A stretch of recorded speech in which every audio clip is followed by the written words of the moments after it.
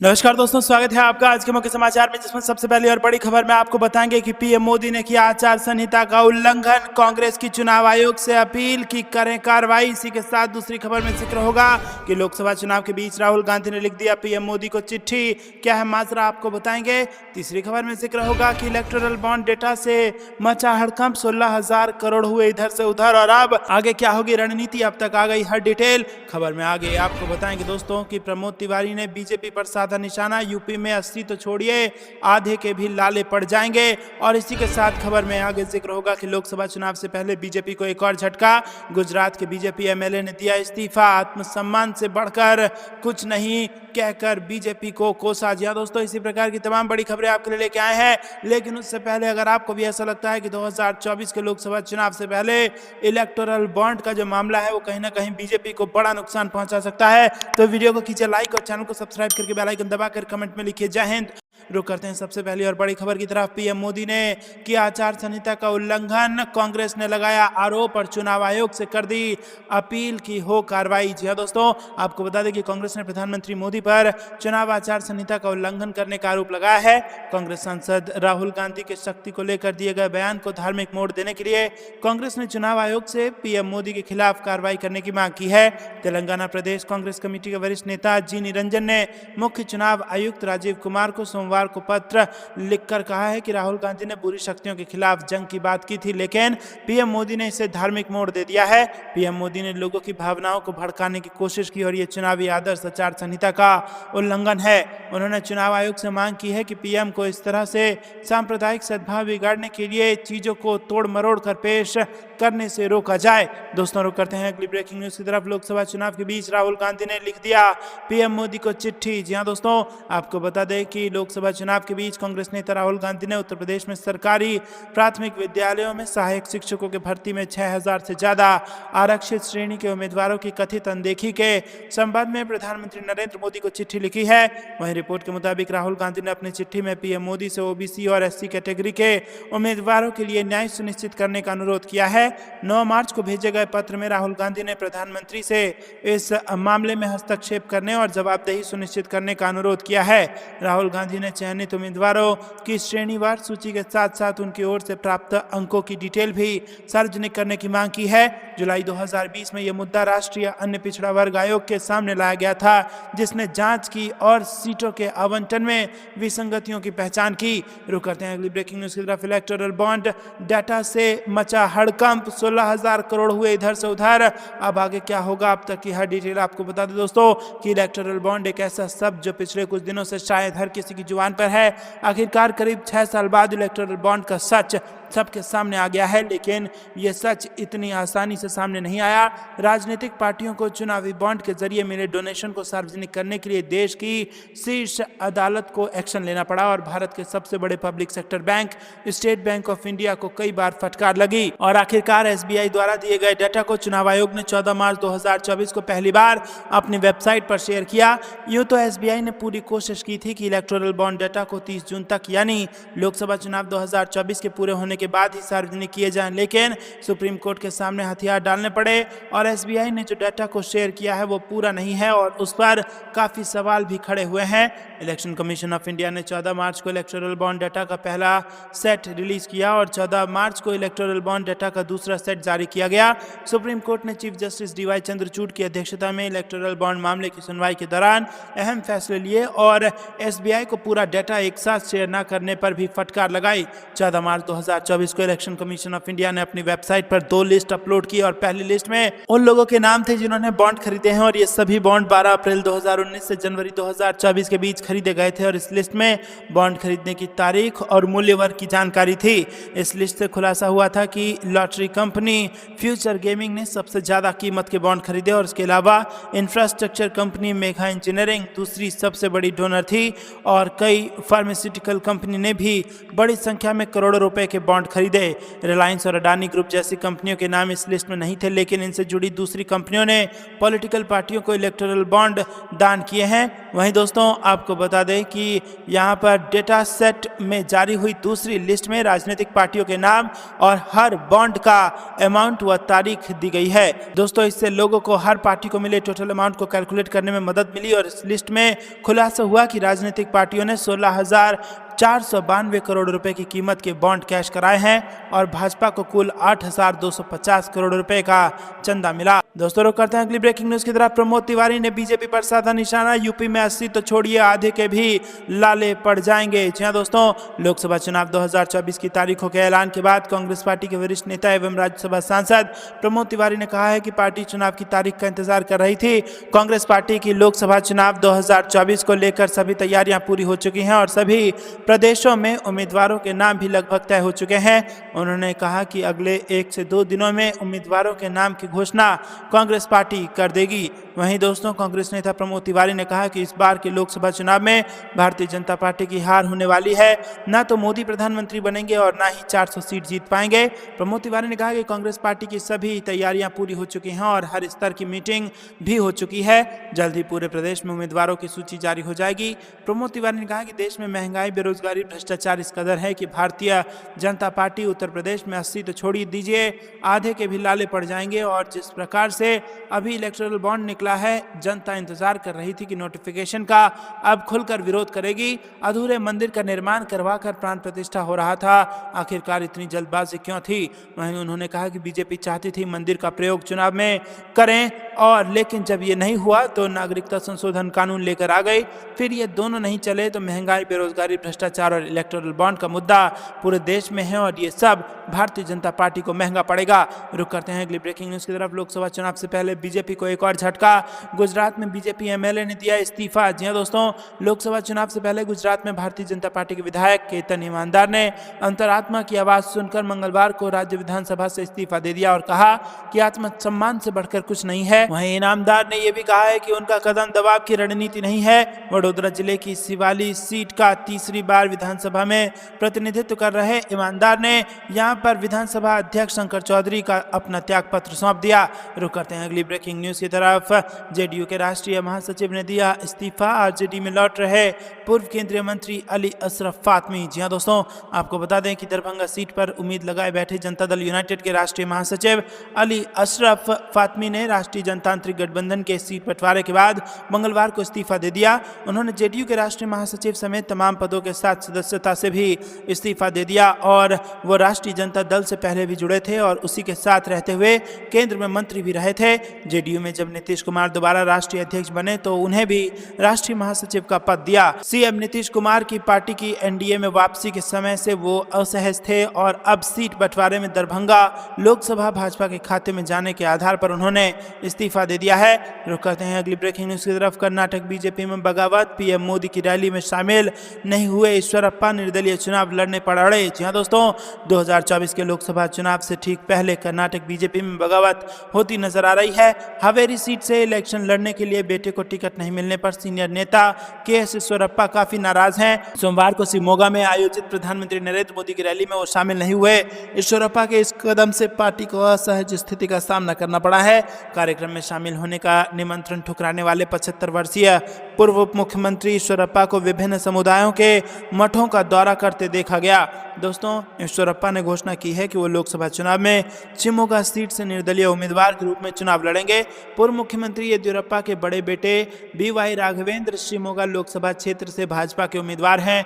पूर्व उप मुख्यमंत्री ईश्वरप्पा हावेरी लोकसभा सीट से अपने बेटे के ई कांतेश को टिकट नहीं दिए जाने से नाराज हैं और भाजपा ने पूर्व मुख्यमंत्री बसवराज बोम्मई को हावेरी से टिकट दिया है। ईश्वरप्पा ने आरोप लगाया है कि संसदीय बोर्ड के सदस्य येदियुरप्पा ने कांतेश को हावेरी के टिकट देने का वादा किया था, लेकिन वो अपने वादे से मुकर गए हैं। रुक करते हैं अगली ब्रेकिंग न्यूज की तरफ। हम चाहते हैं कि लोकसभा चुनाव सुप्रीम कोर्ट की निगरानी में हो, टीएमसी सांसद डेरेक ओब्रायन का बड़ा बयान। जी दोस्तों, तृणमूल कांग्रेस के वरिष्ठ नेता डेरेक ओब्रायन ने मंगलवार को कहा कि पार्टी चाहती है कि लोकसभा चुनाव सुप्रीम कोर्ट की निगरानी में हो, क्योंकि भाजपा की चालें निर्वाचन आयोग जैसी संस्थाओं को नष्ट कर रही है।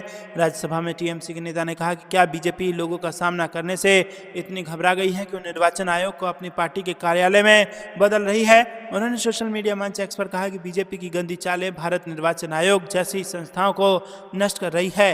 क्या बीजेपी लोगों का सामना करने से इतनी घबरा गई है कि वो विपक्ष को निशाना बनाने के लिए ईसीआई को पार्टी के कार्यालय में तब्दील कर रही है। ओब्रायन ने कहा कि निर्वाचित राज्य सरकारों के अधिकारियों के तबादले, स्वतंत्र और निष्पक्ष चुनाव के लिए हम उच्चतम न्यायालय की निगरानी में 2024 का चुनाव चाहते हैं। दोस्तों, रुक करते हैं अगली ब्रेकिंग न्यूज की तरफ। अच्छा किया एनडीए छोड़ दिया, पशुपति पारस के इस्तीफे पर बोले तेज प्रताप, महागठबंधन में आने पर उनका करेंगे स्वागत। जी दोस्तों, राष्ट्रीय लोक जनशक्ति पार्टी के अध्यक्ष पशुपति कुमार पारस द्वारा केंद्रीय मंत्री पद से इस्तीफा देने पर आरजेडी नेता तेज प्रताप यादव ने प्रतिक्रिया दी और उन्होंने कहा कि एनडीए में तो नाइंसाफी होती है, महागठबंधन में आने पर पशुपति पारस को करेंगे स्वागत। और तेज प्रताप यादव ने कहा कि अच्छा किया कि उन्होंने छोड़ दिया और उनको तो बहुत पहले ही छोड़ देना चाहिए था, यह अच्छा निर्णय है। वहीं पशुपति पारस के आरजेडी में आने के सवाल पर तेज प्रताप यादव ने कहा कि हम तो सबसे पहले उनका वेलकम करेंगे। रुक करते हैं अगली ब्रेकिंग न्यूज की तरफ। झारखंड में बीजेपी को झटका, विधायक ने थामा कांग्रेस का हाथ और लड़ेंगे लोकसभा चुनाव। जी दोस्तों, झारखंड की मांडू सीट से बीजेपी विधायक जयप्रकाश पटेल बुधवार को कांग्रेस में शामिल हो गए और लोकसभा चुनाव से पहले बीजेपी के लिए इसको झटका माना जा रहा था। हमने तो किसी से कंपेरिजन नहीं किया भाई, मैं तो अपने दुख बता रहा हूँ, जैसे कि अपने दुख बता रहे हैं ना। आपकी नजरों में वो किसान नहीं मानते हैं? मैं तो कह रहा हूँ किसान है, मैं कब मना कर रहा हूँ? किसान है भाई, किसान है, अन्नदाता है ना भाई, किसान अन्नदाता है। बीमा तो नहीं उठा रहा ना, बीमा तो नहीं उठा रहा ना, सरकारी भी चीज तो सुने ना। राहुल गांधी इसको नहीं कर सकते। आप ये बताइए, हर जगह हर कोई व्यक्ति किसान दाता भी है, कपड़ा दाता भी है। हेलो दोस्तों, अभी हम दो बारे में बात करने आए लाल किला के पास में, हम जाने को आप इनसे ये पूछिए, किसान कर रहे हैं। केजरीवाल ने 18,000 तनख्वाह लागू करी थी, वो आज हमें 12, 10, 11 तनख्वाह मिलती, 12 करने आंदोलन करो ना यार। ये क्या वो आटा बेचेंगे 40 से 50 किलो, अब 11,000 तनख्वाह वाले क्या वो आटा खा लेंगे? ये महंगाई पर तो फिर मोदी जी को सोचना चाहिए ना। नहीं, आप इनको ये बताइए, केजरीवाल ने 18,000 वैसी तनख्वाह, तो लग रहा है कि महंगाई है।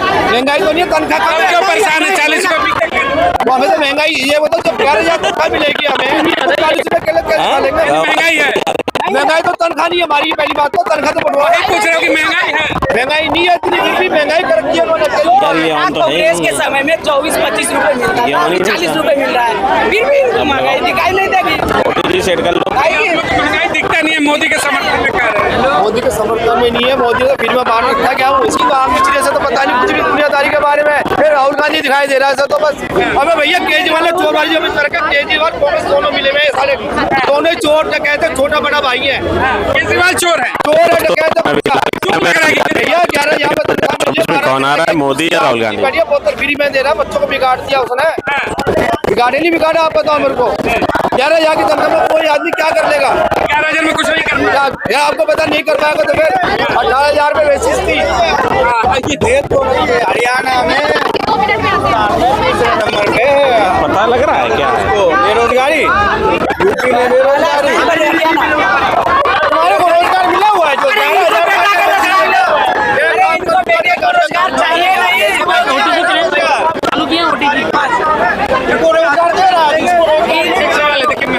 सेटिंग में जाओ, क्या लग रहा है मिलता होगा?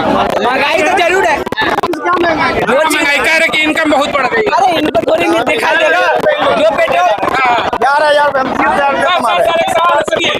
11,000 आपने बताया कि इसमें मिल रही सैलरी, क्या वाकई में 11,000 में घर परिवार इस समय मौजूदा दौर में ठीक है?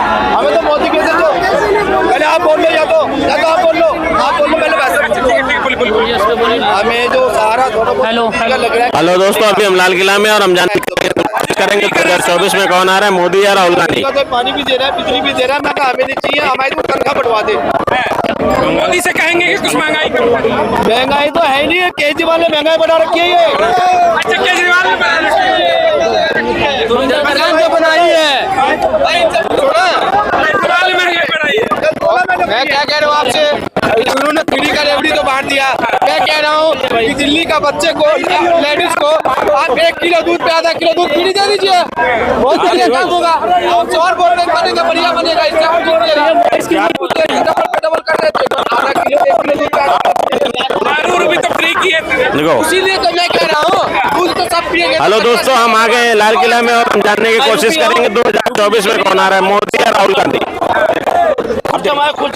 एक बात बताओ, दिल्ली में तो केजरीवाल ने महंगाई की, यूपी में कौन किया? मैं नहीं जानता हूँ दिल्ली का, मैं यूपी का हूँ। मैं जानता हूँ। महंगाई है, महंगाई है, क्या वो इसमें महंगाई नहीं है। अच्छा ठीक है, तनख्वाही नहीं है। वो केजरीवाल वाली बात आ रही है, बिना 18,000 में बेसिस करी थी, इसने बिल्कुल कुछ नहीं भाई अब केजरीवाल ने महंगाई बढ़ाई, आप लोग मोदी का विरोध बेवजह कर रहे हैं। केजरीवाल ने देश का इसलिए महंगाई बढ़ाई है, इनके नजर में तो वही है। महंगाई बढ़ा है पीएम मोदी के कारण और दोस्त रहे केजरीवाल को।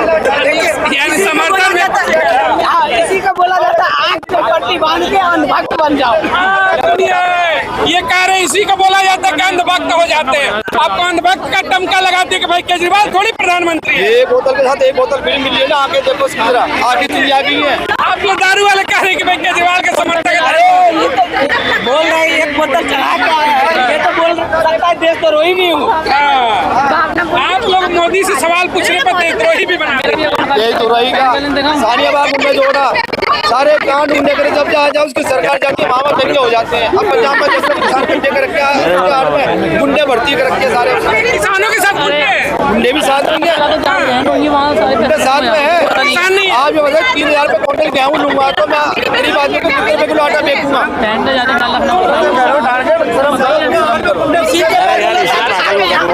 किसान सिर्फ पंजाब में है और देश में भी है पूरे।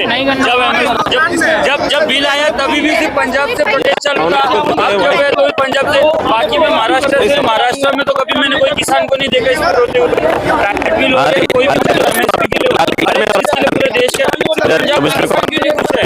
APMC के दलाल लोग को खुशी नहीं हो रही है, इसके लिए ये करके रखा हुआ है। यानी ये किसान ही मंडी के दलाल है। हाँ, पूरे देश में सिर्फ किसान पंजाब में और कहीं नहीं है। किसान की अगर खेती की हम बात करें पंजाब की, देश की सबसे ज्यादा कृषि भूमि वहीं पर है और उपज भी है, इसलिए सवाल हो रहा है कि ज्यादा वहाँ उत्तर प्रदेश में कितनी है? उत्तर प्रदेश में कितनी है?